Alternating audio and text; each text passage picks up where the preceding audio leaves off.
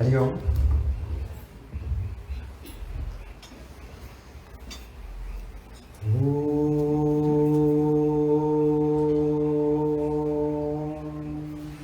Shri Ganeshaya Namaha.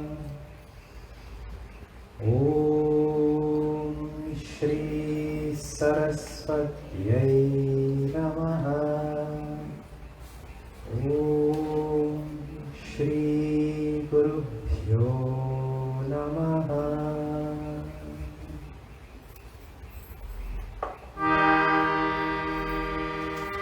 Om Parthaya Pratibodhitam.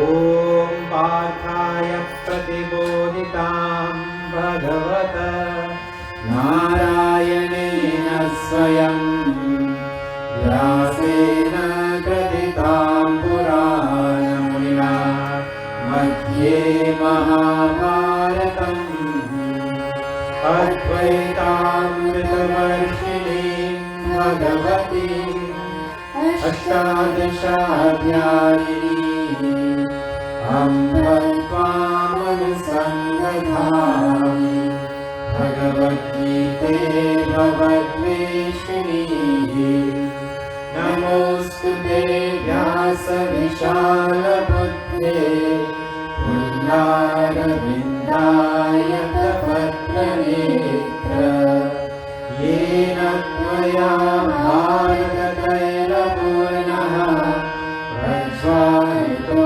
Jnanamaya Pradipaha Prapanna Parijataya Putradetraikaparane Jnanamudraya Krishnaya Gitamritaduye Namaha Sarvopanishado Gavo Rodharopalanandanaha Partho Vatsasudhir Bhokta Ruddham Gitamritam Mahata Vasudevasudam Devam Tam Sashaduramardhanam Devaki Paramanandam Krishnam Vande Jagadguru Krishnam Vande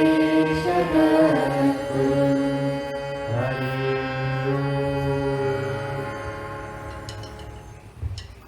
Om. Hari Om to everybody. Thank you to our MC and Riyaji for that nice introduction.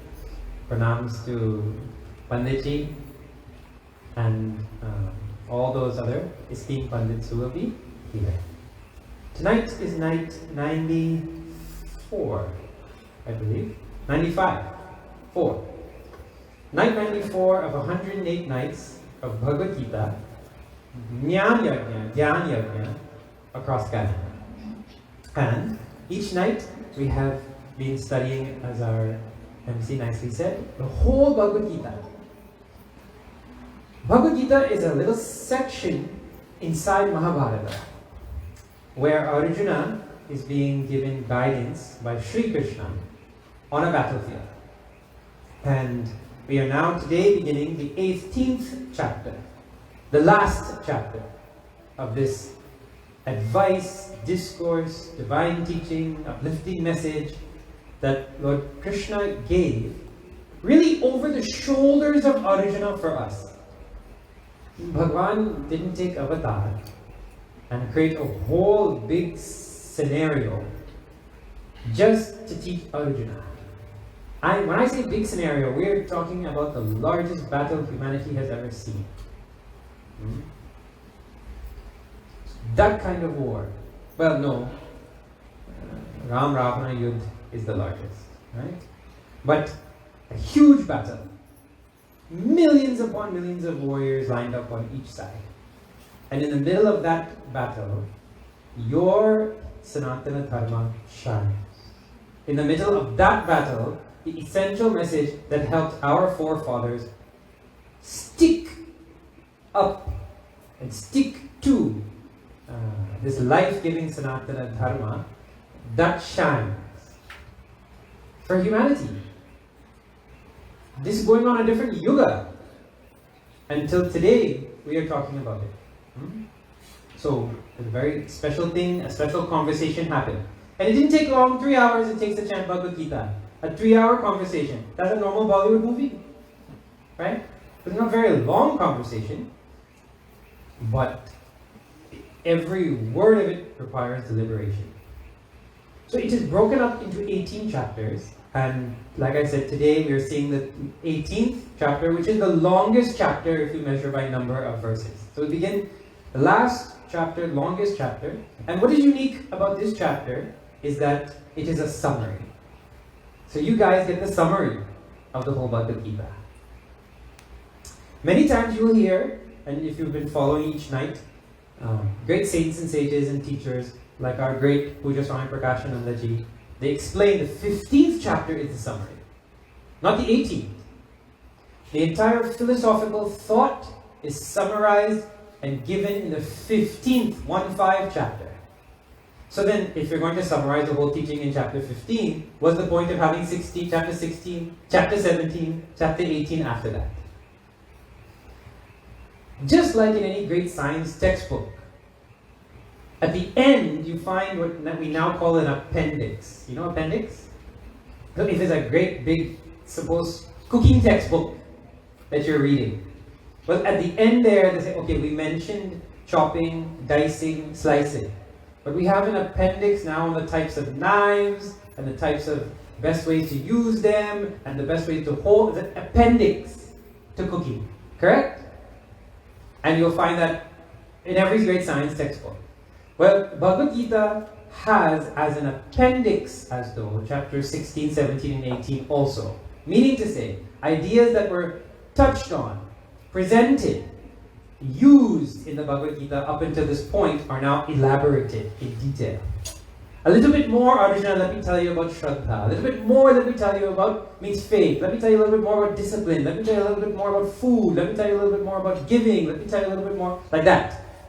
So this chapter serves also as an appendix. Bhagavan is going to take some ideas from before and give more detail. So it is a summary. It gives more detail on a few things. And it also gives practical. You know, at the end of your science workbook, there's always a, what you call it? There's a science textbook and then there's a workbook. You know workbook?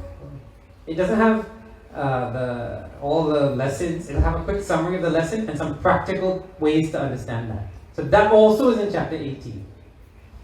So, summary of the entire philosophical thought, practical application, and expansion on some ideas. All that is there in chapter 18. It also tells you how a teacher should present. The teacher has finished the curriculum. Finish the curriculum in 15. You don't have to go home for extra lessons in Bhagavad Gita. Lord Krishna doesn't have, okay, you come, you study this, and then you come by my Hastinapur, you come and I'll give you some extra lessons. You pay for that. Nah. He finished whole curriculum in 15. If you stay, you'll get more. If you stay, you'll get some more appendix. Like, if you stay, I'll give you another summary.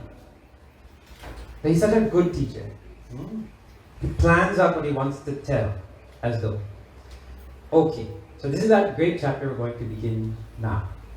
How did Bhagavad Gita begin? Because now we're coming to the end. So great saints and sages and teachers, they tell, at that time you remember how did we begin. Then you think about how are we ending and you get the whole picture. Bhagavad Gita began really when Arjuna surrendered to Sri Krishna. There's a whole chapter where Arjuna goes on yap. He talks and talks. He does all the talking. Bhagavan says, Pashya. Like one word he says a whole chapter. One phrase he says in a whole chapter. Otherwise, Arjuna goes on talking, or Sanjaya speaking. Other people are speaking, and mainly Arjuna. After he's done talking, then he finally comes to, and in chapter 2, Lord Krishna yells at him. He raises his voice and he yells at him. Because Arjuna wants to do something really bad. Run away. And so then Arjuna realizes and he asks Bhagavan,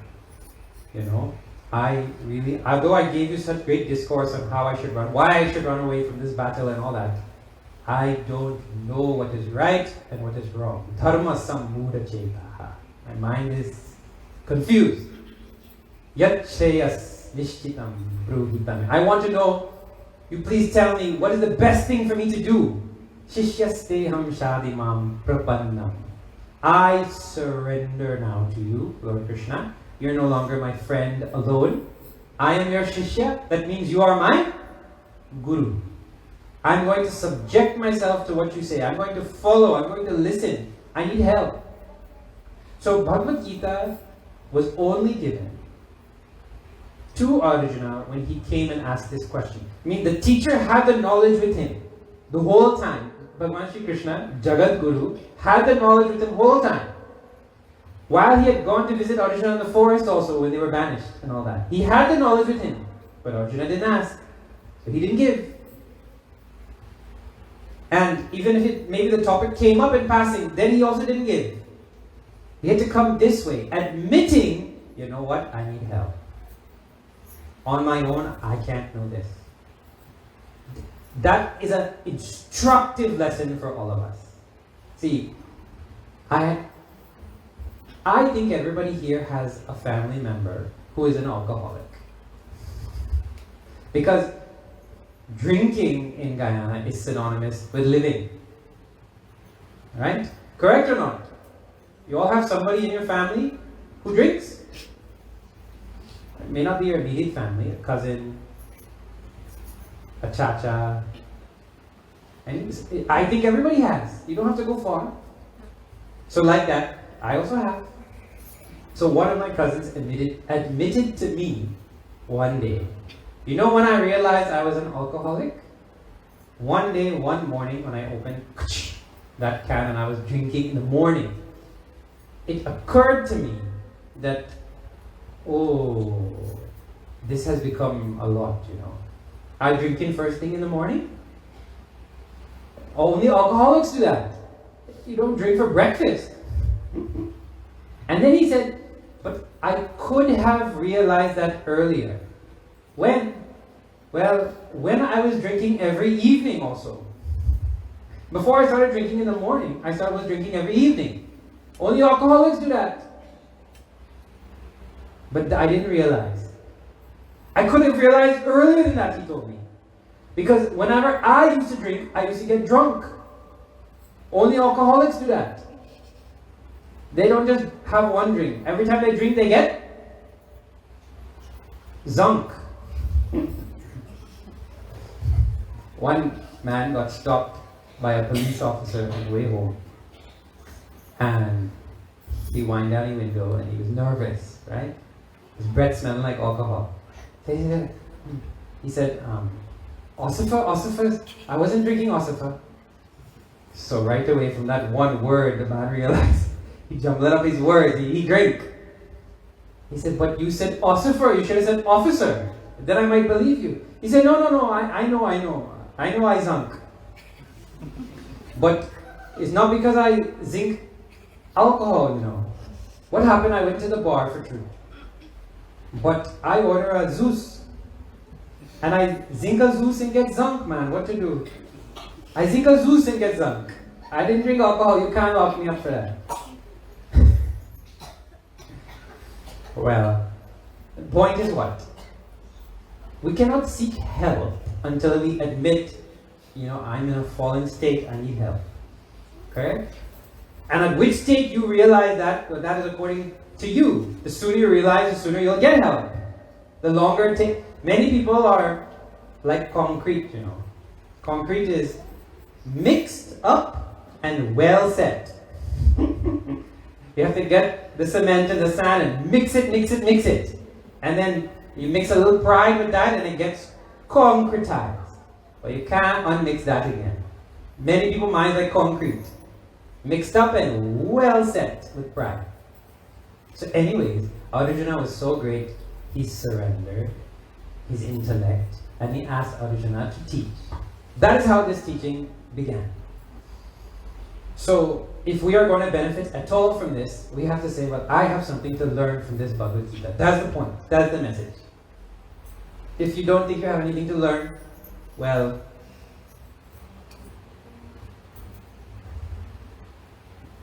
it's a good thing Lord Krishna brings a jackhammer. Alright. Then, that's how it began. At the end now, everybody will ask, well, did Arjuna get the point? Did he become enlightened at the end of Bhagavad Gita or not? Now, what do you think? Well, some of you who have studied this before, you'll know the answer. But I'm not going to tell you if he got enlightened. We have to see verse by verse. That's the whole point. We'll see verse by verse what happened now. Is he going to become enlightened? Is he not going to become? Is he going to run away at the end? What? All this will come now at the end now in chapter 18. Right?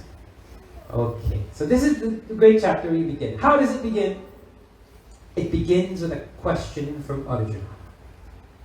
We'll chant that together. So now when we chant, it goes like this. I have the verses here in front of me, but you don't. So in the chorus, you have to sing Shri Krishna Sharanam Mama, Shri Krishna, Hare Krishna, like that. Right? Okay, promise? We have a deal? You will sing the chorus and I will sing the verses. But the benefit of that is that when you chant the name of the Lord, you put into the bank account of your karma a deposit for you to withdraw later on.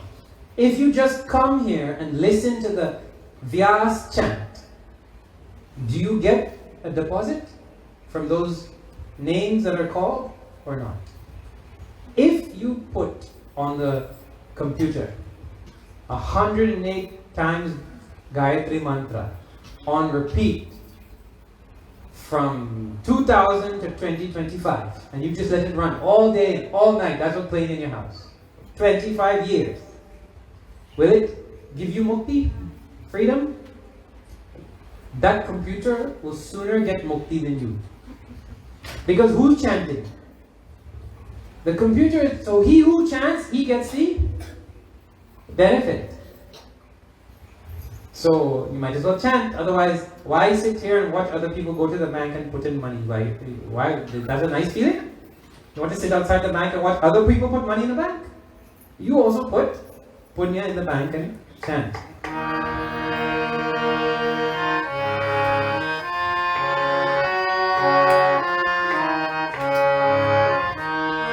Shri Krishna Sharanam Mama, Shri Krishna Sharanam Mama, Shri Krishna Sharanam Mama, Shri Krishna Sharanam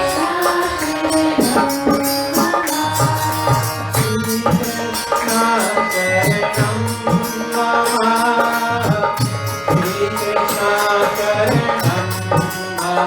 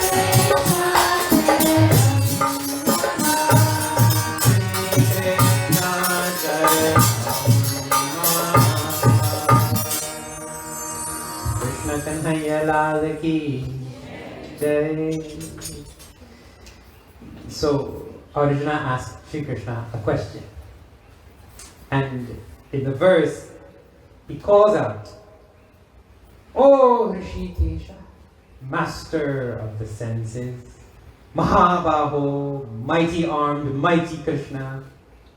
Keshini Sudana. 3 different names. That Lord Krishna who removed that Asura Keshini. I have a question for you. And then he gives the question. That's something like if the son in the house, oh my Papa,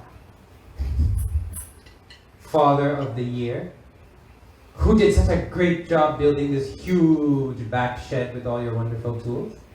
So when you give 3 appellations like that, now you're ready for the question. Now the dad says, yes? Can I borrow your tools to fix my bicycle?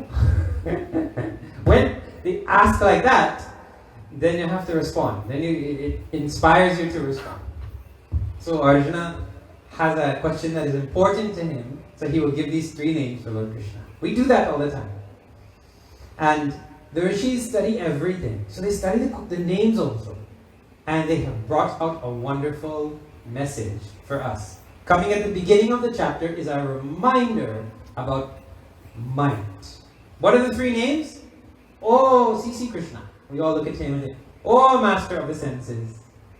Mighty armed Krishna. We see him like this. But we never see him roll up his sleeves.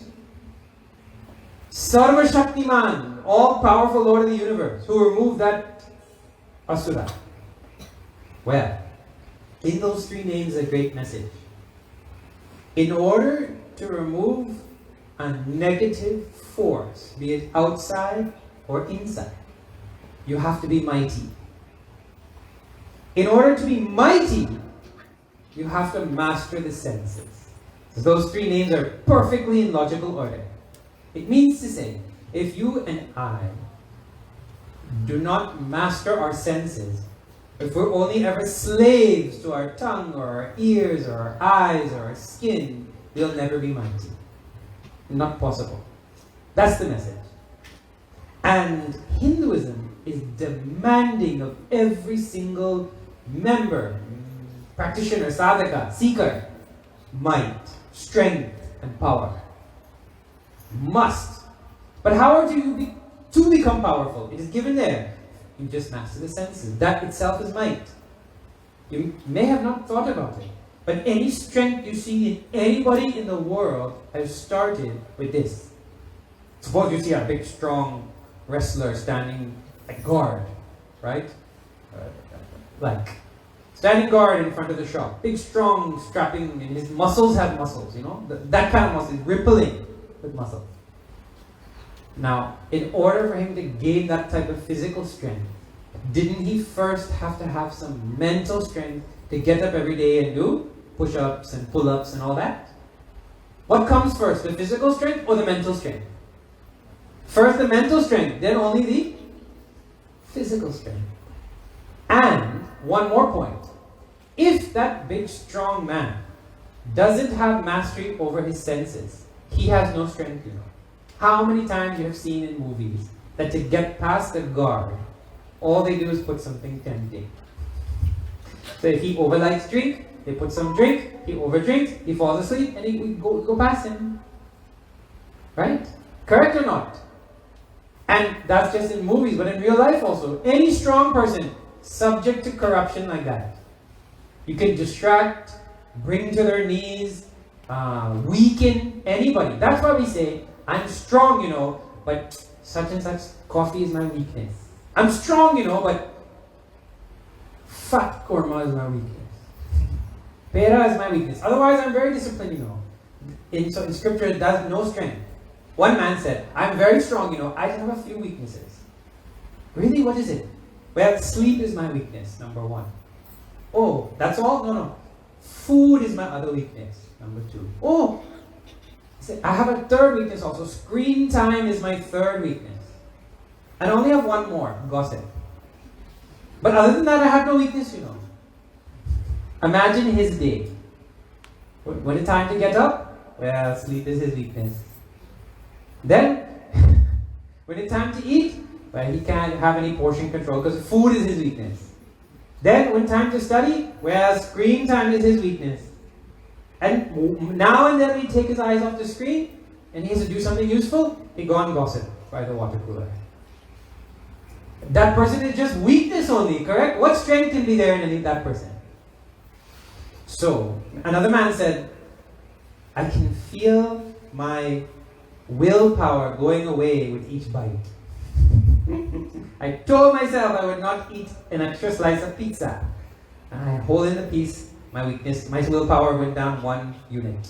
I took the first bite, it gone down 2 units. And keep going down with each bite. Have you experienced that before? Mm-hmm. You can say yes, you know.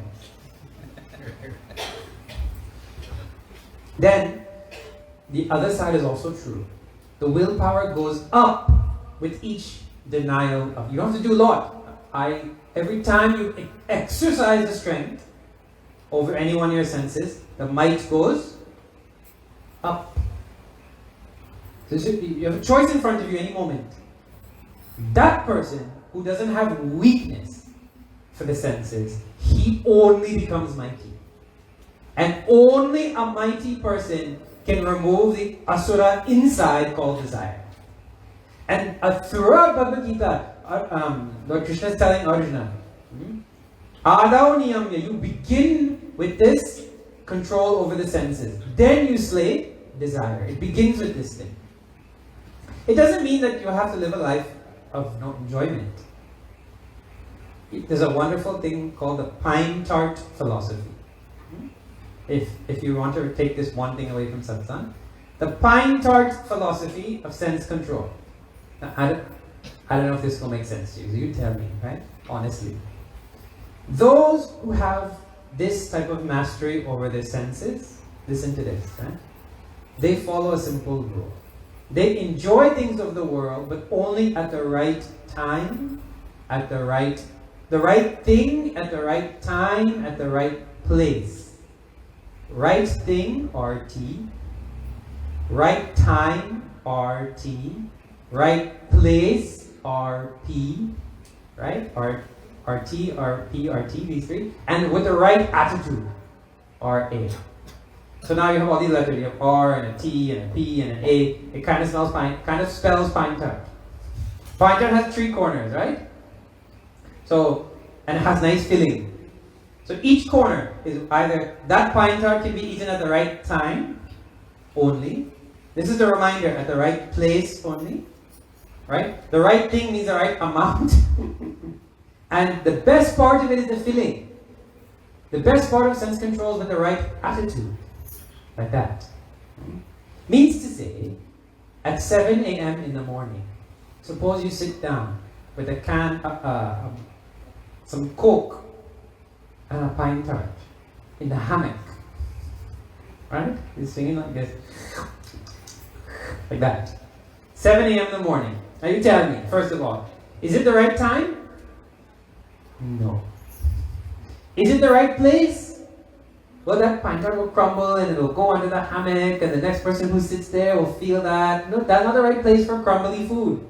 Correct or not? That's not the right place. So right place not. Right time not. Is it the right thing for breakfast? No. And is it with the right attitude? The attitude is, oh, I better have it. If I don't have it, I won't get the last one, whatever. No. Nothing about that is right. But it doesn't mean you can't have. You can have. But you see the right. The question people ask, well, what is the right attitude? Now, that is a big topic also. It'll come throughout this Bhagavad Gita. But one thing I want to leave you with, do you know that anytime you enjoy anything in this world, it requires the whole universe to line itself up perfectly for you to enjoy that.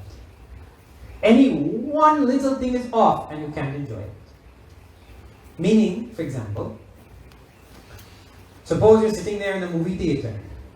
Right? You go to town, you're at the movie town, and you have a nice drink and you're enjoying. Right? And suddenly somebody comes and makes an announcement. Such and such person with such and such license plate PXX145, your car has been scratched and towed because it was parked in the wrong spot. Please, after the movie, come and see us. And you find out that's your car. Can you enjoy that movie? But the movie is still there, the chair is still there, the AC is still running, the drink is there, everything is there. But something little changed. A thought has come in and you can't enjoy. So, Bhagavan is responsible for giving the right conditions at any moment. We think that it was the movie that gave joy, but no, Bhagavan is directly responsible. You could try, many times you try and go and relive the moment. I want to taste that pine tart like I tasted that day that I was in Tushin. I want that. Can you get it again? You may never get it again. It requires so many things to line up. So you give the credit where it is due to Bhagavan. Oh Bhagavan, thank you for this thing. That's right attitude or not? That's right attitude. Okay, so you spent so long on the words, you didn't even get to the question. We didn't start this chapter yet. That's because I was emphasizing this thing called might and sense control. It begins there, and if you skip that step, you will never have really got on the path. Right? So, mighty Lord Krishna, I have a question. Now, what is Arjuna's question? I want to know, simple question. I want to know clearly the essence between these two words, sannyas and tyag. If you have heard these words, you please raise your hand so I can understand. No. 2 hands. What are the words again? Sannyas, have you heard? Sannyasi, Swami, have you heard? And tyag. Tyagi, have you heard the word tyagi? The great tyagi he was, and stories you might hear. Right? These 2 words which have come throughout Bhagavad Gita, I want to ask you about them. What a strange kind of academic question. Please give me the meaning of 2 words. Because in Arjuna's mind, saints and sages explain, he's still wondering about the chance to leave the battle. And you may or may not know, many people don't know, and so I'll tell this thing. There is something called in our tradition as sannyasa. Sannyasa is a stage of life. An ashrama, a stage of life where you formally, by taking certain ritual and being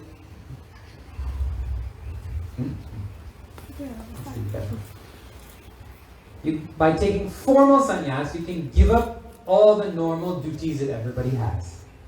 So you give up family, you give up all the duties to work, pay tax, all that.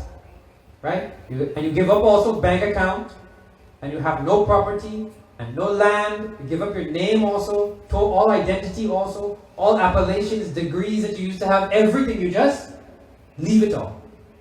That's called sannyas. We have that in Hinduism. Other traditions don't have. Then you take to a certain monastic life, where the exclusive exercise is to pursue the study of the scriptures. Or many times sannyas is given to those who are already enlightened beings. That is called sannyas. In Guyana, there's only 3 sannyasis I know of. You can correct me if I'm wrong. Right? But that is a stage for everybody to reach one day. There are 4 stages in life, and that is the last one. Sannyas. Oh, okay. So, Arjuna might have the idea, why fight this hard battle? Why not just go take sannyas? That is such a great thing. Let me do that. Better than killing my family members on the battlefield. So some people interpret like that. That's why he's asking. Well, Shri Krishna throughout Bhagavad Gita, whenever he talks about sannyas, it's not that type of sannyas he's talking about. Because if he's talking about that type of sannyas, he's only talking to 3 people in all of Guyana. The 3 sannyasis. You don't need to hear about that, you're not sannyasi. But he's not talking to only 3 people in all of Guyana, he's talking to all of Guyana. So he's giving a different meaning for the word sannyas. What is that? So if you check in the dictionary what sannyas means, it will say renunciation. Renunciation. That's the English translation. If you check the other word that Arjuna is asking about, tyag, you'll also see renunciation. So these 2 words mean giving up, dropping, letting go. That's a big word that they use now. I need to learn to let go, giving up, abandoning, renouncing. This is the meaning of tyag and sannyas. Now, Lord Krishna uses this simple question to summarize the whole Bhagavad Gita. In other words, this idea of letting go, all of spirituality can be presented in terms of letting go. Very interesting. See, many words were used, and I'll give you the summary of the whole thing now, and then you can keep that in mind as you study and listen. What is the summary of this thing? There's only 2 topics in all of Hinduism. That means to say, whenever you go to any satsang and you listen to any vyas, right? You can always ask afterwards, hold on. Prabhu, were you talking about topic 1 or topic 2? Because there's only 2 buckets of topics, 2 categories. What are those? Hey, hear this now. Eh? You can say these words. Mukti. Say? Mukti. And sadhana. Mukti is the goal of all our scriptures. There's no other goal. Mukti means freedom. Freedom from sorrow. Freedom from birth and death. There's no other goal in Hinduism. Freedom. Total and utter freedom from any kind of bondage. Ever. While living. That is the goal. To sit, stand, work, walk, suffer, live, die, free. That's called mukti. That's the goal of Hinduism. And everything else is the path towards that. The practice towards that. There's nothing else. So you can always ask, were you talking about the path to mukti, sadhana, or were you talking about the goal? So now when 2 words have come, Bhagavan is just saying, mukti is called sannyas. And tyag, that's the means. So he's just using other words now for the same 2 categories of topics. You get that thing? Like, suppose somebody says, there's something called Demerara Bridge, and there's something called Demerara, West Coast Demerara, right? If you want to get to West Coast Demerara, from East Coast Demerara, you have to take Demerara Bridge. Simple thing. So Demerara Bridge is the means, the path, what you have to traverse. And once you cross that bridge, well, now you've reached, there's nowhere to go again. You're in the state of Demerara, or the province of Demerara, region, right? In the same way, when you practice spirituality of letting go of something, tyag, little letting go of this thing, that thing, we'll see in a moment. Then you will reach the final state of the final letting go, and after that you don't have to worry about letting go about anything else again. You reach it. Tyag is the bridge, and sannyas is the goal. You get that? Alright. So now you understand. Now we study for ourselves. What is it I have to let go of? And what is it if I remove, from now itself, I'll be mukta. I don't have to do anything again. But this is what is to be studied. Now, Bhagavan says, I'm going to answer you, Arjuna. Well, let us chant first and then answer the answers. Okay? Shri Bhagavan Uvacha, the Lord now tells.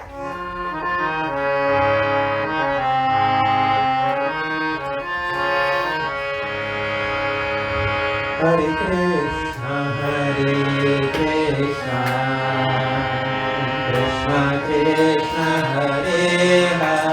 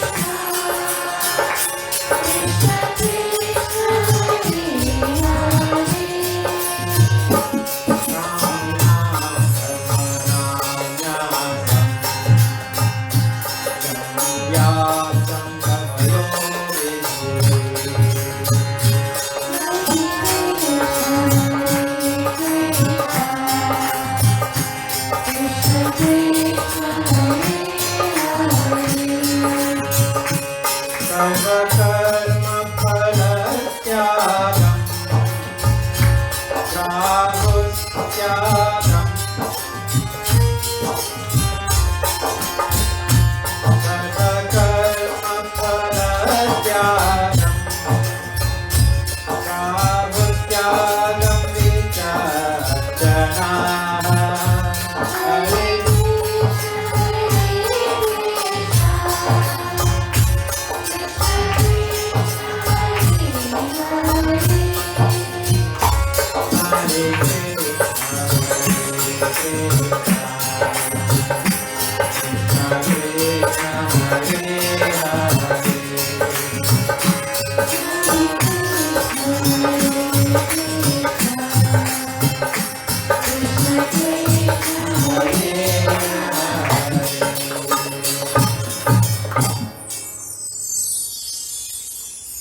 Bhagavan now says, I will tell you what other people say.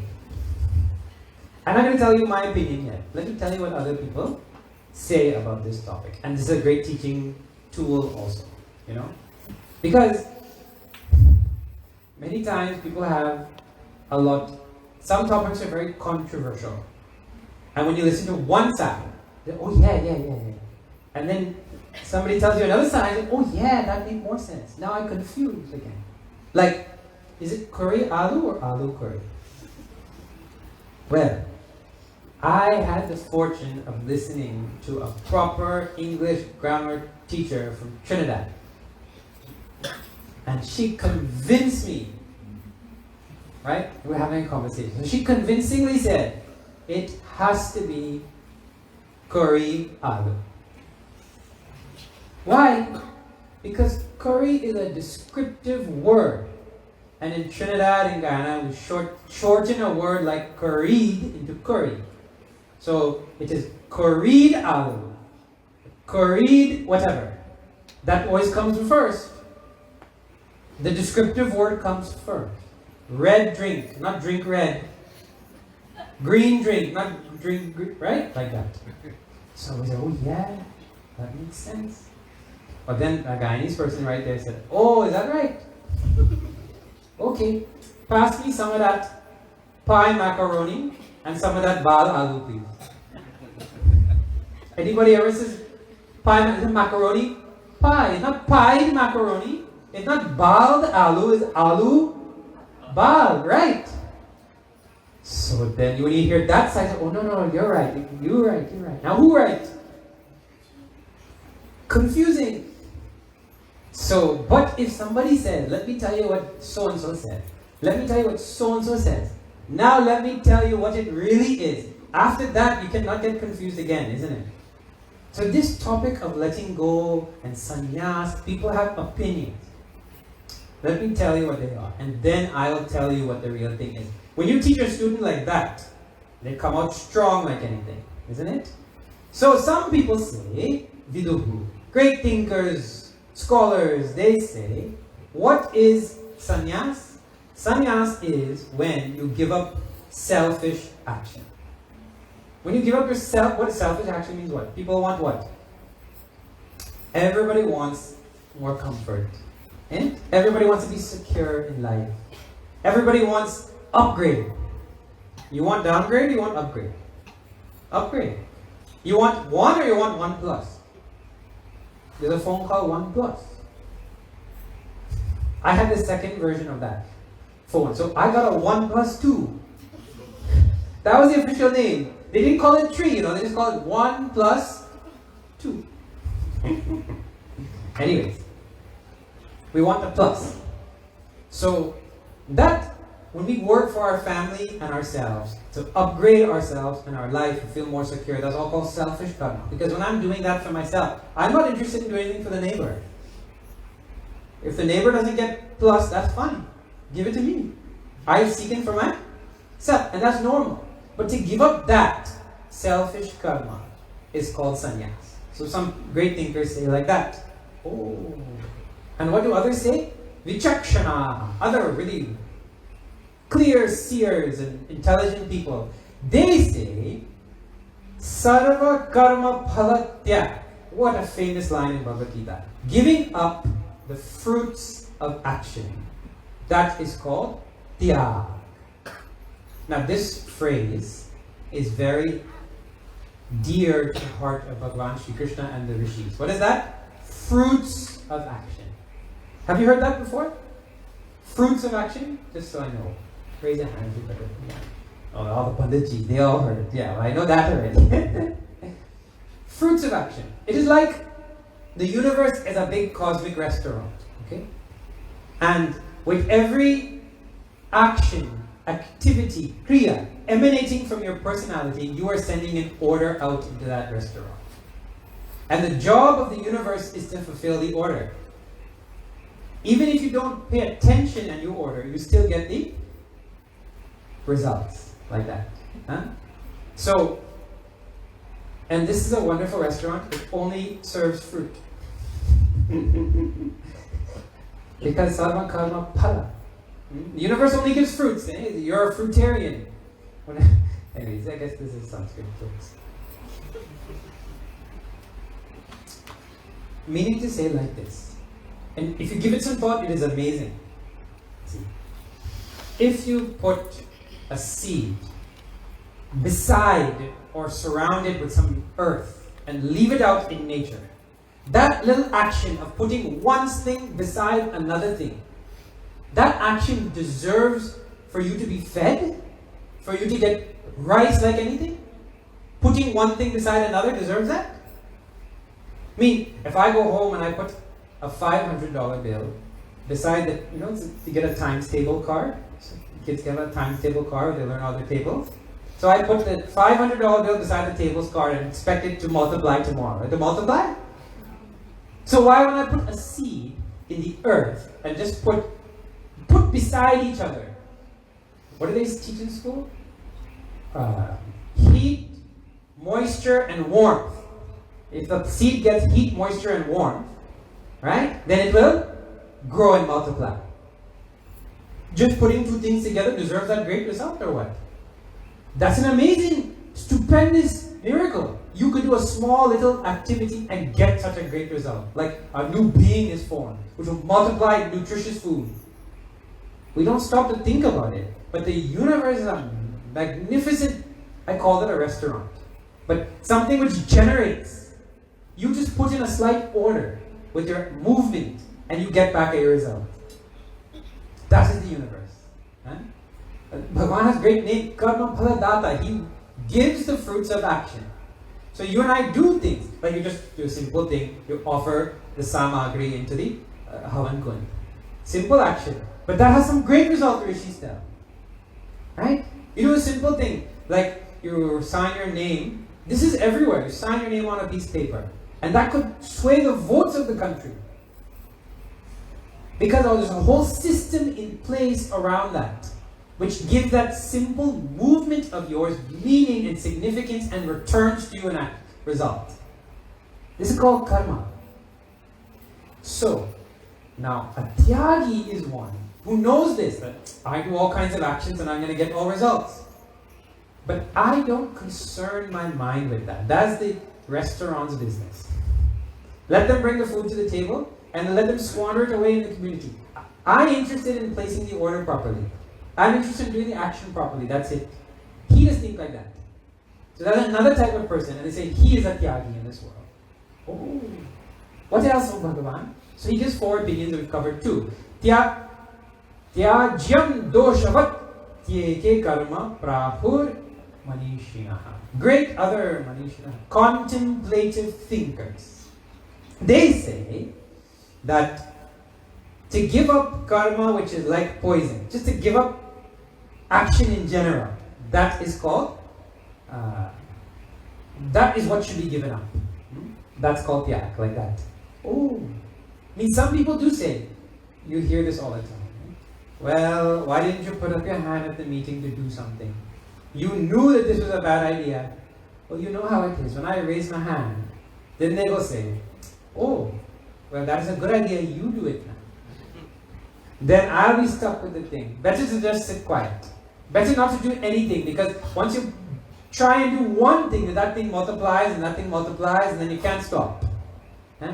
I said I would just start a little business.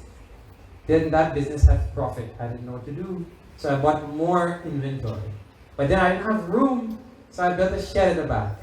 Then I realized that theft might come. So and the thing grows and grows, and before you know it, you have this huge thing. All you wanted to do was sell a few crackers at the snackette to make your way. Snackette is a funny word that you'll be seeing in Guyana, eh? What's a snackette? Snackette means like a little place where you can get snacks. It's not a big, you don't get all the snacks there. I got it right? That's called a snackette. So et means something small. Well, one boy was thinking about this. He said, that's a snackette? But I the big brother. So he had his, the guava cracker with the guava. He'd break a little piece. Right? And he gave his younger brother. He said, that's all you deserve. It's because you're small. And so the boy complained to mom. He said, no, this is a cracker, and that little piece is called a crackette. If he's small. Well, a few minutes passed, and now the big boy come back crying like anything. He beat me. Right? And the boy said, no, I gave you a slapette. I didn't beat you, I gave you a little... Et is another funny. Anyways, karma grows from a little et into a big thing like that. So you give it up, don't show up. Then yajna dana tapa karma natyajamiti chapare. Other people say, no. There are 3 things in this world we can never give up. That is, hear these words, yajna, dana, tapa. These 3 basic, fundamental religious practices, don't you say, you never can give them. Right? Others, they say like that. Oh, okay. What is the meaning of yajna, dana, tapa? So if you've been listening to chapter 17, well, you'll know. Yajna, it'll come just now. Let us leave that. When it comes, then we'll deal with it. So Bhagavan, so suppose you didn't understand anything that I just said. Well, that's alright, because these are other people's opinions. We want to know what is the supreme idea here? What does Lord Krishna think about this thing? Let us see that. So he takes 3 verses, Bhagavan Shri Krishna takes 3 verses, and he answers what is this. He takes 3 verses because he feels all these great thinkers, while they are wise, they have oversimplified this thing of letting go. They made it too simple. It's a little bit more involved. Right? So let us chant.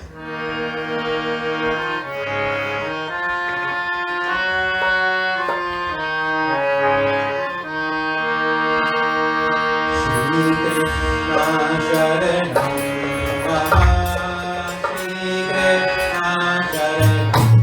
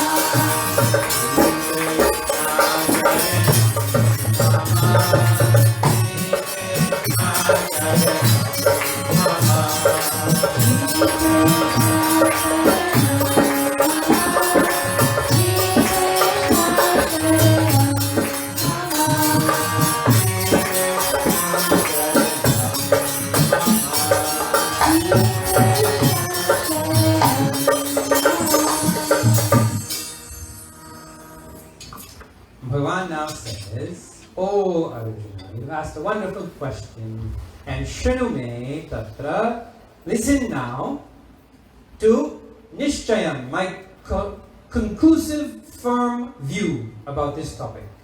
Right? And he says in return, "Oh Bharata Sattama, oh Purusha Vyagra."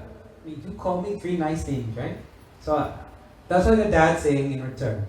"Oh son of the year, oh one who always does his chores, right? Yes, I will lend you my wrench." Something like that.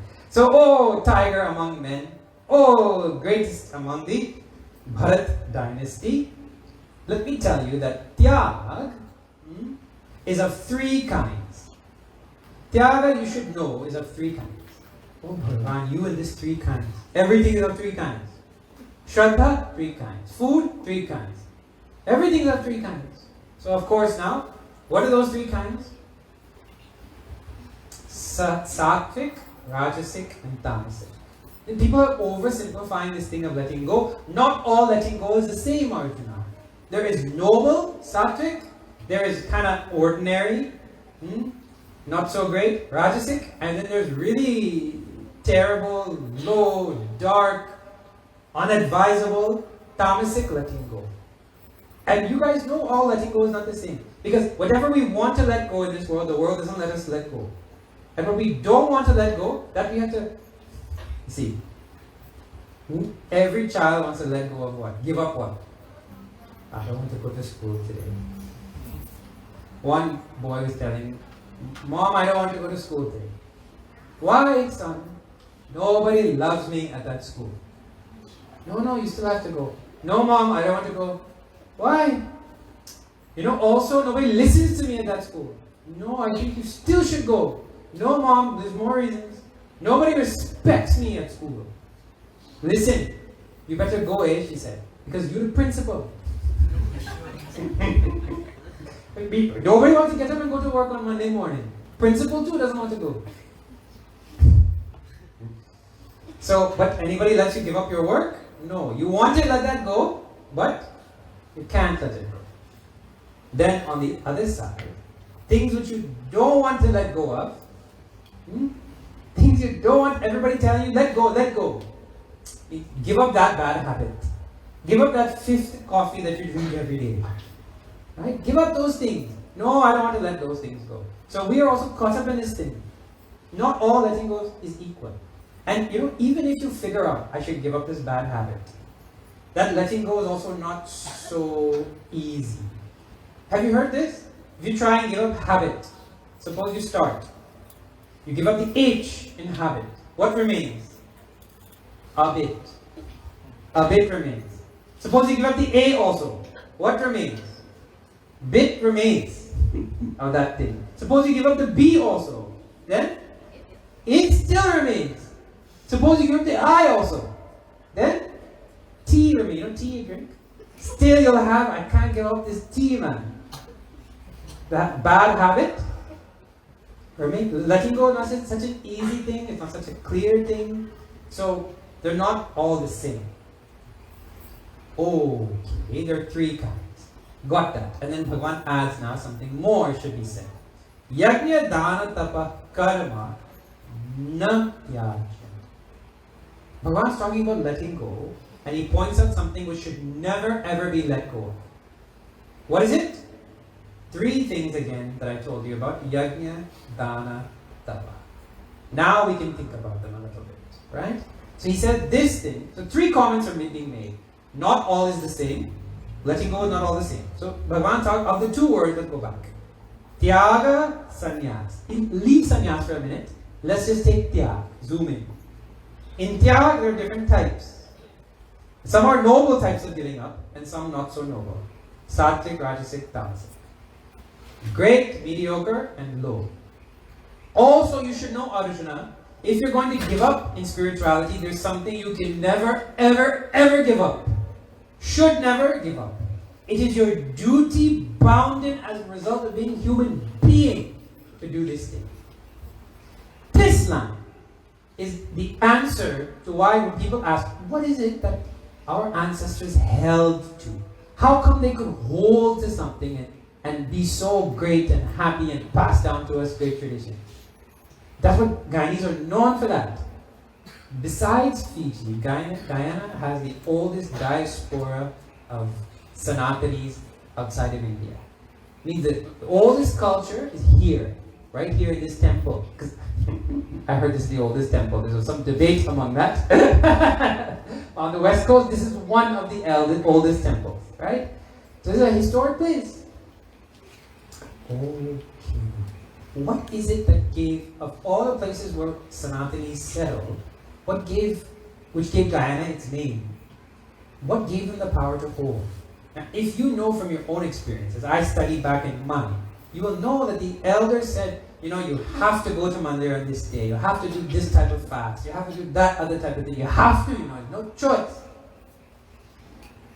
And we felt like it's a burden, but you just had to. It's part of the ethos of growing up in Guyana. Now, the next generation is asking why. And if you can't give them a good answer, they're not going to follow. Because the next generation cannot handle this type of fear or superstition. If you tell them, if you don't do it, something bad will happen. That type of method of influencing them, they're allergic to that. Intellectually allergic. And if you feed something to somebody they're allergic to for a long time, what has happened eventually? That thing just break out one day. Right? So they come very nice and they sit, they pray, they do havan, but intellectually, don't force me now, I don't like this, you haven't explained it properly, and one day that thing will, and they'll stop coming. And then you say, what happened? Because you didn't answer the question, why? Now, let's answer this question now. And it's coming right here, the answer. Bhagavan himself is saying certain things in life can never be given up. And he will also explain why. But think a little bit with me. If you compare a Guyanese family in New York City and a Guyanese family like your grandparents that time, compare the two and count now their lifestyle. The one in New York City, he has a water problem? No. He don't have a water problem. He don't even know what water problem is. Right? But grandparents, they had a water problem? Yeah. You have to go get it and fetch it and keep it. And they had like power problem in New York City? That Guyanese family? No. And grandparents? There's no GPL, okay, to even have power. And I heard just in 2015 in Mahaika, to power the phone, they put diesel in the tractor to power the car battery to power the phone. That's 2015. So what if you run out of diesel? Text. So it's not be right back. Be right back. WTD. When there is diesel. So like that, if you analyze, okay, there's one side no water problem, one side water problem, one side no power problem, one side power problem, one side no food problem, food is a problem. Then the other one side, is there any sort of corruption? Well, yeah, but not suffering immediately. Tremendous corruption. Can you express your sanatana? No, you can't say that. Your language you cannot say. Prefer if you switch over to religions, then only you get a job. So what kind of conditions? Now you see that that's the state. Now you ask, what is the state of their mind? Right now, who is happier? The one in New York, right now, or in the past, the grandparents. Who lived a happier lifestyle? Tell me. Who had less worries? Grandparents? Or those in the New Yorkers? They have less worries? No. Or more worries? More worries. Who said more? Who said less? They have to worry about mortgage and insurance and all those things? No. They have to worry about Trump tariffs? Actually, they have less worries. Meaning, and that's proven. Their state of mind is proven. Because when they come home from work at the end of the day, they have time to get up, pick up their Ramayana and go and sing. And all day, when they go and cut cake, if that's their job, they exert how many calories in that work? Way more than anybody in New York City on a keyboard. Correct? In an air-conditioned office. In an air-conditioned office, on a keyboard, with everything around them. They're happy? No. So they're exerting less effort, and the one who's exerting way more effort is happier. So there is a stark contrast in your own history.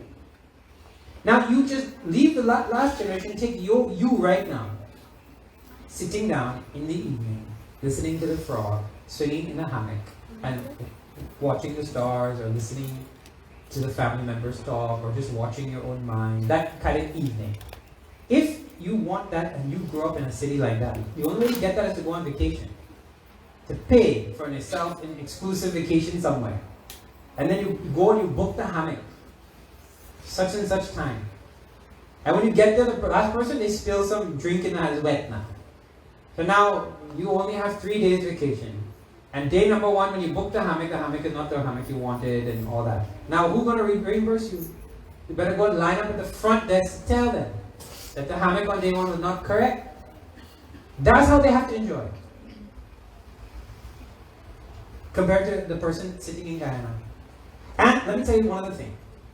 People who grow up, the one generation who saw both, who spent some time here, gone there, and moved back, you talk to them, and they will tell you, after so many years working, rat race, at the end of it, now in my 60s or I'm in my 70s, what did I accomplish? I really didn't. It doesn't amount to anything. Compare me to somebody who's my grow match who's staying in Guyana.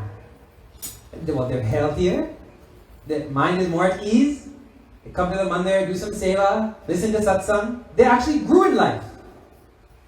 It didn't amount to anything. So now all this is the same what? We get confused by all the different duties and activities and projects in life. But Bhagavan is saying, each individual, you have one thing you have to do. Everything else is secondary, and that is yajna, dana, and tapa. This was clear to the previous generation. Not in these words, but it was embedded and scorched on the flag of their dharma, that I am a Hindu, that means I must do. Yajna means worship. I must do dan, means giving. And I must do tapa, which means austerity. I must. And that actually, Bhagavan Shri Krishna is Pavanami. That is the reason why they had peace of mind. Right here, that is the source of peace.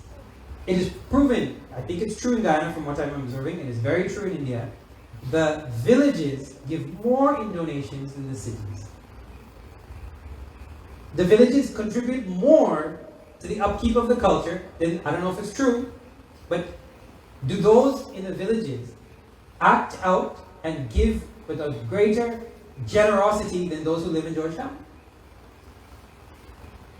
It's the same thing playing out. Means to say, it is there in the heart of someone really holding on that in my life I have to give something. My life has to be part of, giving is just part of it. And how we give our, Ginaji explained last night, out of generosity, like that. So, yajna, dana, tapa must be done. Bhagavan is what he's saying here is real tyag involves holding on to something and giving up something else. It's not just about giving up. That's oversimplifying it. In fact, in order to hold on to my dharma, I have to give up things. I can't hold on to both. I'll be torn apart. So I have to give up enjoying too much in order to be able to go to yajna. I can enjoy, but I can't over-enjoy and go and see every movie going on at every time. Right? Sometimes I just skip that to go to satsang. I'm not letting go of this side. If I have some worship in my life, I have some discipline in my life, tapas, or I have some something to give, I'm going to do it. And whatever has to be sacrificed for that, let it be sacrificed. Such a person who lives like that is a tyagi. I'm holding on to this forever. A person who can hold on to any little bit of spirituality, that person gets purified. The person who can't hold, but he should just as soon as possible grab and hold again. If you let, when you go swimming and you're holding on to something to float, now and again just to see you let go. Right? Then you take a gulp of water and go up your nose and then you realize, no, I'm holding on to that. Correct or not? It happens. So yeah, let go and see. And then you feel like, oh yeah. So that power to hold on to this and let go of it, that is called tyaga. Now, these three, yajna, dana, and tapas, right? They are needed everywhere in the world. This is not just a Hindu thing. Please see. I'll tell you this, and then we can, according to a time, study a little bit more. Tapas, which means, let me tell you slowly. Tap is a very important word in scriptures. You hear stories, Bhagirathi stood like this. Bhagirath stood like this and brought down Ganga. Right? Tapas he did. You hear him standing on one foot like this, chanting tapas. Well, what does it mean really? Tap in Sanskrit means to burn. Tap. And anytime you go through mental difficulty, struggle, burning to do something that is noble, uplifting, that is called tapas. So if you say, no, I can't have that extra bag of patsa. If I take it home, I will eat it. And then they ask, no, we made it for you. Take it. Give it to somebody now. Just take it. Right? No, I can't take that. It burns you a little bit now because you're seeing that, when you hold the bag and you squeeze a little bit. What does it have inside? Oh, it has something hard. That means they make para. And you open, oh no. That is fruit. Right? So, oh yeah, I think they make something really nice inside here. Have another one now. No, it burns me to say no, but I'm not going to take. You know that feeling? That is called tapas. And whenever you give up something for something higher, you're burning out in impurity. Just like when you put, you have to refine oil to make it saleable. Right? You can't take the oil just out of the ground as it is. It can't be used for anything. And that refining process involves heat or not. Tremendous amount of energy is required. And then you get something great. In that refining process, they don't add. They just remove. Like that. Same thing with gold. In order to refine it, they heat it and then all the impurities. So when you burn inside, you burn out impurities. They're gone after that. When a person does that, they generate resources within themselves. Power. This is the way to generate power. This is the only way to generate power. Tap. Burn a little bit. In a business, it's called mobilizing resources. Have you heard? Time to mobilize resources. Let's go out and get some capital from the market. Mobilize some cash so we can invest it somewhere. Right? Unless you have resources, you can't grow the business, correct? So you have to save, invest intelligently, get loans at the right, and do things that gather resources. Once those resources are gathered, then you wait for the right moment to put it into an intelligent investment. The putting of resources into an intelligent investment is called yajna. So first tapas, resources of your personality are gathered. Energy is available. The mind is bright. You're awake, alive, ready to take on life. Because what? Because you've been resisting this temptation, resisting that temptation, focusing your mind on something. The resources have been gathered in the personality. This is the classic way. That's why you fast before some yajna. If the fasting makes you more tired, you're not fasting correctly. You should feel energy has come to me. What do you do with it? Yajna means worship, sacrifice. Yajna is such a big word, we don't have time to explain. The whole yajna could be on that, a whole series of talks could be on that one word. But in short now, see Gurudev said, when yajna when you do havan, and you offer into the havan, see the symbolism of that. Huh? What is that symbolism? You may be knowing already, maybe not. Into the havan kund goes the samadhi with a mantra. The mantra always has idam na mama. Idam means this, na means not. Na means the same thing as in Guyanese. Na means na. It na. Idam na mama. Mama means mine. This is not mine. Indraya swaha idam na mama. This was not mine, is not mine, and I don't want anything from it. This belongs to you. To who? That havan is an offering straight into the cosmic universe. Means to say, I'm doing something, let it go out into this universe and cause something good to happen. I have something with me, it's got Bhagwan's name on it. I'm going to put it in the havan kund with the right mantra, and that's going to go out and cause some benefit to the universe. So when you sit for havan, your only interest is let good things happen elsewhere. And for something good to happen, somebody has to save some money and spend it, isn't it, on something good? So I've saved the money here, and I spent it on the samagri, and I'm putting it in here into this fire, and let something good happen somewhere else. So that karmic action from the Vedas is the same spirit that is used in every other type of yajna. The same attitude is there. So here tonight, there is a team of people who organized this event, correct? And Gurudev explained it, they had yajna spirit, meaning to say, they got together in a collective effort.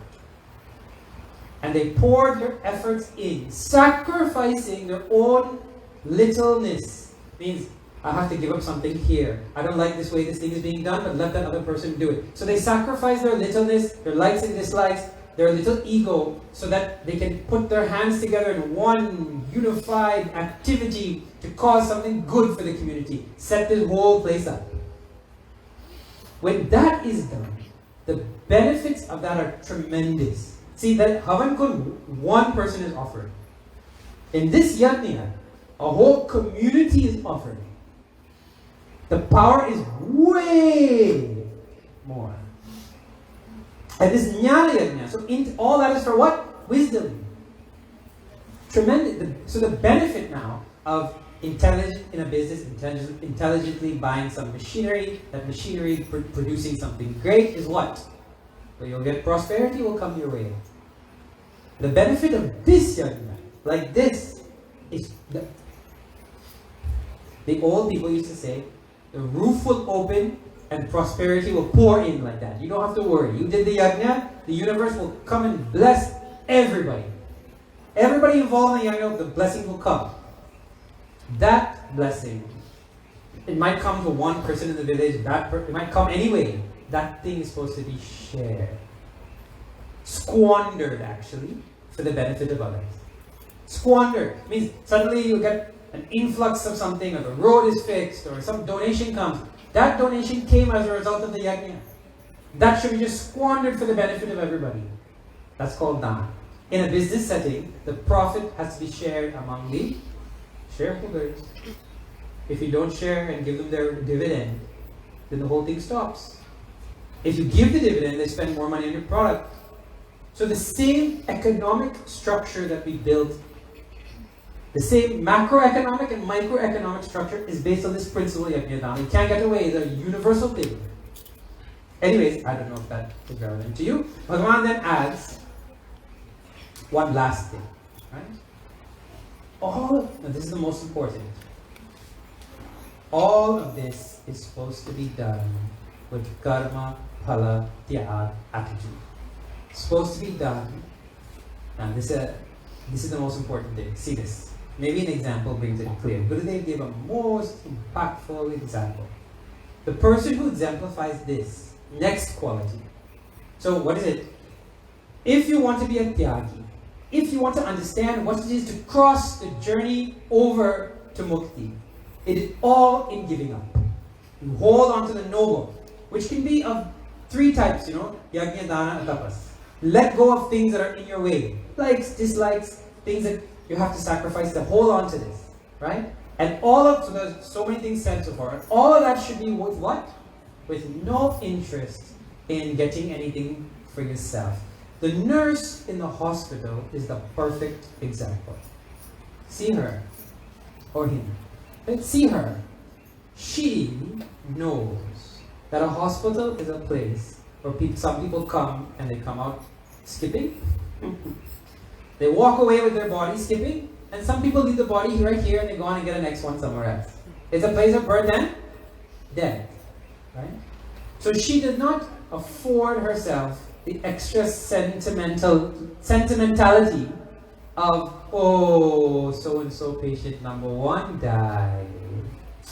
And I was nursing him, and he used to tell me about his grandchildren. And then, oh, patient number 2, you made it out. Yay, today was a good day. Nurses think like that? They can't afford that kind of thing emotionally. That is sentiment, too much sentiment. They go cheerfully every day and they serve whoever comes. They know a hospital is a place of birth, death, healing, decay. That's what a hospital is. It has all of that. And that doesn't make them less cheerful. They know whoever comes, I'll serve them. The result of that service, they might survive, they may not survive. They're not concerned with that. They also know that's in the doctor's hands. I'm a nurse. I'm not the doctor. So they have totally renounced any thought of concern, will this person survive or not? A nurse has to do that or not? In order to enter the room of that stage 4 patient and cheerfully serve them. And then when nobody sees it, because we go to the hospital for a little while and we leave, but the nurse remains. She remains to see the next one, and the next one, and the next one. So she has this, whatever the results are, let the results be. I can stay here and cheerfully do my work. Like that. And she does great tapas to stand all day. That has given, when a nurse retires, you know how much energy they have? To stand and cook. I used to stand all day and work, there's nothing. And then say, oh, I'll do something for my whole life is for the community. The community work is like a joke.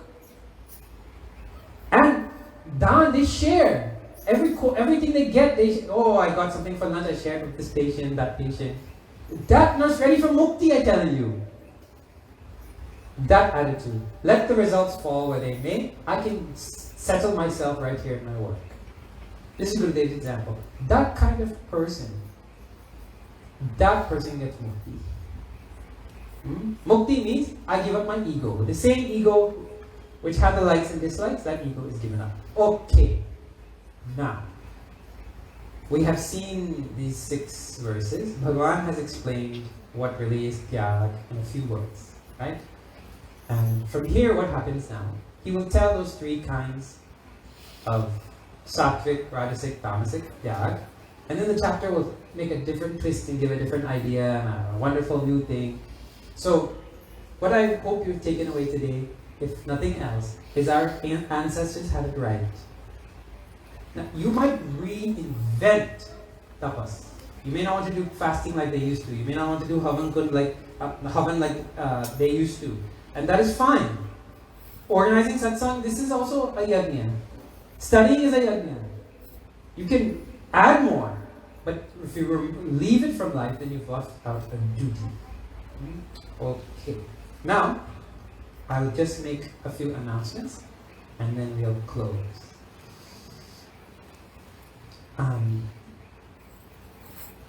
Tonight is 94. So 108, the last night, is happening just now on Saturday, May 3rd. Saturday, May 3rd, the first Saturday in May at 5 p.m. in town, in Georgetown, we're having a big conclusion program, right? And it will be wonderful if you could come. We're putting on the program for you, not for us. So there will be the final night satsang. It'll be a grand event. There'll be gifts for every family. There'll be dinner. It starts at 5 p.m. on Saturday. So please come or pick up people on the way and come and enjoy. And it'll finish at 6:30. Then there's dinner and you can make it back in time. Right? So please come out for the last night, grand finale. Where? In town at the Gandhi Youth Cricket Ground. Oh, that rhymed. In town at the Gandhi Youth Cricket Ground. Right? Then, next thing, Chinmay Mission is offering all types of classes in Guyana. This is what we do. We teach the scriptures in English to the modern educated generation. That's what we're interested in doing. And all ages, starting from 1.5-year-old. I tell you, 1.5-year-old is a better student than anybody else. Whatever you teach them, they'll remember. It will go inside.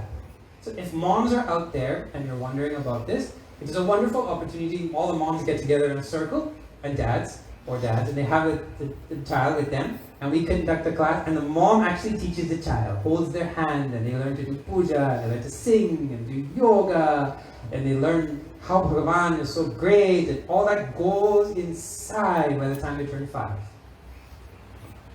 So we have a wonderful curriculum for that, and like that for every age. We also teach other things in Hinduism, like we are conducting on May 12th a Pandit's course, teaching, emphasizing, chanting all the mantras from the Vedas and the shlokas and stutis of our tradition correctly, and all the mantras for puja also, right? So you can join that course. You have to be under 30 for that course. And it is online, so you can join from here. So if you know anybody who's between 15 and 30, you come online every day, morning and evening, for a little bit of time. And in 6 months, you will learn that basic tricking and how to do puja. Then, Chinmay Mission offers a 2-year intensive Vedanta course. Vedanta course means what? You learn the scriptures in the Sanskrit medium from the ground up. You spend every day from 5:30 in the morning to sometimes this time, 8 p.m. at night. All day you have different classes. No holidays, no breaks. Studying the scriptures, doing meditation, studying Sanskrit, learning about all the different aspects of Sanatana Dharma. So all that is taught there, for who? For someone whose interest is to study the scriptures and understand and grow and evolve and or teach. So if you're interested in learning properly and one day doing this type of work, in Chinmay Mission to be a teacher, you have to do this type of course. You can't teach otherwise. So if you're interested in doing this type of teaching also, becoming a brahmachari and sannyasi also in Chinmay Mission, this course is a must. It starts, fortunately, in Trinidad in October. You don't have to go to Bhar. Otherwise, in the past, you had to travel to India. That was a whole issue altogether. Then you have to stay there in a place that's different. Here, right here. This course is being offered in Trinidad. So if you know anybody, you may not be interested, but if you know anybody, they have to be 30 years and younger. They have to have a university degree, and they have to also be unmarried. And if they have interest, then they can just apply online. The information is there on the Facebook page. And if you pass the interview, this is a scholarship course, meaning to say there's no cost to go, and there's no cost for boarding and all that kind of thing. Everything is provided. So wonderful opportunity to study under the most wonderful, enlightened acharya you can find, or Puja Swami Prakashan. Right. So that's Vedanta course. There will be some books you'll see at the front. All different types of publications for children, adults, and everything in between, right? So please see if anything you like, you can purchase. Also, today is special because it is our great leader's birthday. And community leadership is not easy. It is a tremendous and silent sacrifice. When other people are at home thinking about their own things, the community leader is sitting there in a hammock thinking about the welfare of the community. Thinking, oh, this person needs that person I have to go do this other thing, how are we going to finance this thing? And non-stop. And they have to do that their whole life, they can't do it one day. And the whole family has to support that. And they do it, why? They don't get anything. So to be given such a leader in a community is a boon from Bhagavan. And today is his birthday. So we get a chance to celebrate that, and it's so lovely to see the community coming together. And I feel so fortunate to have met Pandit Krishnaji. So we will sing now a very brief Sanskrit birthday song. I'll tell you what it means. Today is your birthday. Janmadina Madam. Aipriya Sakhe. Oh, my dear friend. Janmadina Madam Aipriya. Shantanu today. Sarvadamada. May you always have auspiciousness and joy in your life. Let's sing it first and I'll remember all the lines. Okay. Janmadinamidam Aipriya Sakhe. Janmadinamidam Aipriya Sakhe. Shantanu today Sarvadamudam. Shantanu today Sarvadamudam. Atayamase Savatatayi.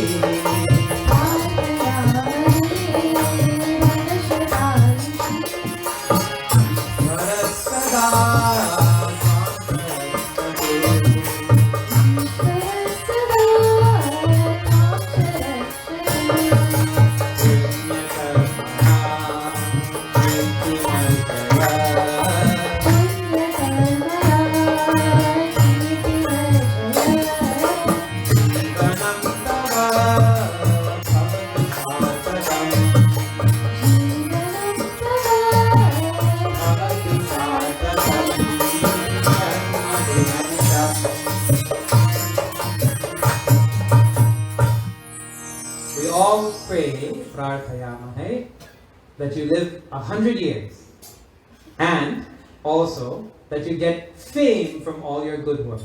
Good fame should come. And finally, that may Bhagavan always bless and protect you. Lines from Puja Guruji Swami Tejamayana. Right. So we have Aarti and then closing, is that right?